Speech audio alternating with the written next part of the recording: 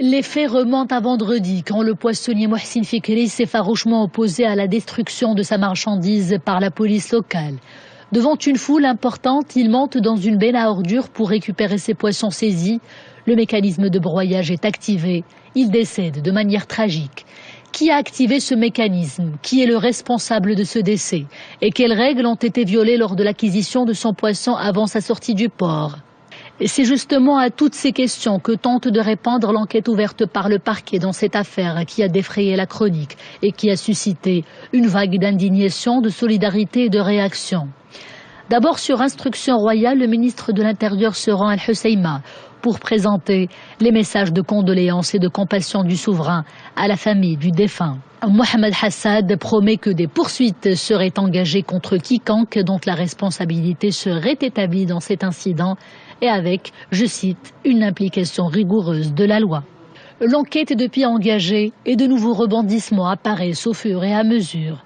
20 personnes sont dans un premier temps auditionnées. 11 sont déférés devant le juge d'instruction pour, je cite, faux en écriture publique et homicide involontaire. Parmi ces personnes, notamment 2 agents d'autorité, le délégué de la pêche maritime, le chef de service de la délégation de la pêche maritime et le médecin-chef du service de la médecine vétérinaire du port. 8 personnes sont finalement placées en détention préventive et 3 autres sont poursuivies en état de liberté. Si l'enquête se poursuit pour élucider les circonstances de la mort de Mohsin Fikri, il est également question de s'attaquer à une autre problématique, celle de la pêche illégale.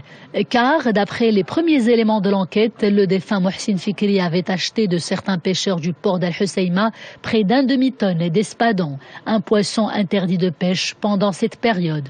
Le ministre de l'Intérieur a d'ailleurs adressé une correspondance au ministre de la Justice et des Libertés, et cela pour ouvrir une enquête sur les opérations de pêche illégale dans la zone d'Al-Husseima. Cette requête intervient conformément aux instructions données par le souverain pour diligenter, rappelons-le, une enquête approfondie au sujet de toutes les questions liées à cet incident dramatique.